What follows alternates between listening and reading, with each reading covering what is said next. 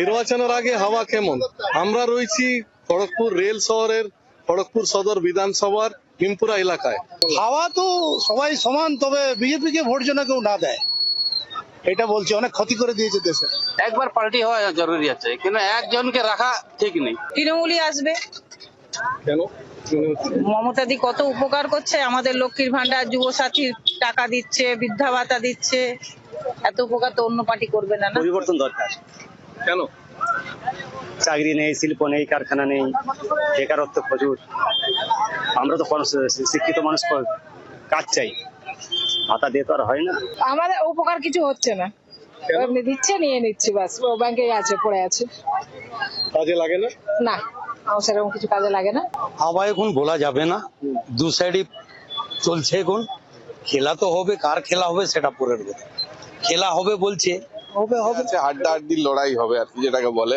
কোনো মানে এক পক্ষ মানে কম আর এক পক্ষ বেশি এইভাবে হবে না। দেখা যাচ্ছে আমাদের শাসক দলের পক্ষেই মানে সম্ভাবনাটা বেশি। তার কারণ হচ্ছে বিরোধী দলের কোনো মুখ নেই, আর সবথেকে বড় ব্যাপার হচ্ছে দিদির যে উন্নয়ন মানুষের সর্বস্তরের মানুষের কাছে পৌঁছেছে। ইস্যু হচ্ছে এসআইআর ইস্যু, দ্রব্যমূল্য আর স্টেটকে ন্যায্য পাওনা না দেওয়ার ইস্যু। আমি বিজেপি করি, তবুও স্টেটকে, আমার ঘরের 100 দিনের কাজ করা লোক আছে, সে পায়নি। স্যার মানে ওটা সঠিক ভাবে হলে সেটাই ঠিক হবে। আমাদের গরিব মানুষ খেতে পারছে না, স্যালারি এত কম, জিনিসের দাম বেশি। মানুষ যেটা চাইছে, যেরকম ভাবে রোড বা রাস্তাঘাটের উন্নয়ন বা যেভাবে কল জলের সমস্যা, সেইভাবে আউটপুট পাওয়া যায়নি। বিজেপির জোর একটু বেশি চলছে, আমি শুনেছি এটা। যেটা সব জায়গায় তো, সব জায়গায় প্রচার যেরকম হচ্ছে, বিজেপির বড় বড় নেতাগুলা দিল্লি থেকে এখানে আসছে, তাহলে বদলাও মনে হচ্ছে হবে নি যেরকম লাগছে, কিন্তু বলা যাবে। পার্টি পরিবর্তন দরকার, সেন্ট্রালও দরকার, সেন্ট্রালও দরকার। ওখানে আমি সব সহি আছি, গুজরাটও দরকার।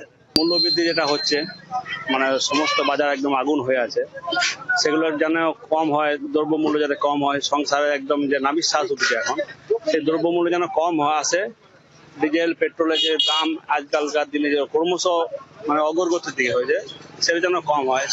যেই আসুক ক্ষমতায়, এইগুলো যদি ধ্যান দেয়, সাধারণ মানুষের অনেক উপকার। দিদি উন্নয়ন তো এখনো করে যাচ্ছে, চেষ্টা করে যাচ্ছে, কিন্তু সারা ভারতবর্ষ দিদির এগেনস্টে, 90% এগেনস্টে। কি কারণ?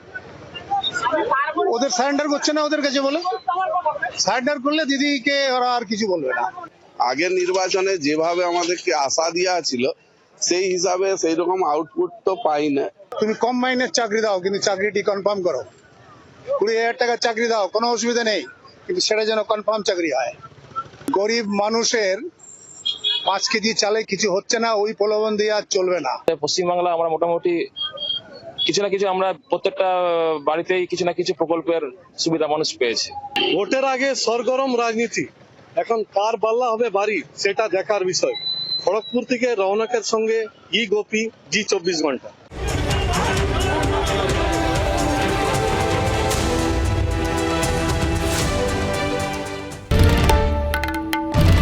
বাংলার আওয়াজ, বাঙালির আবেগ, জি 24 ঘন্টা।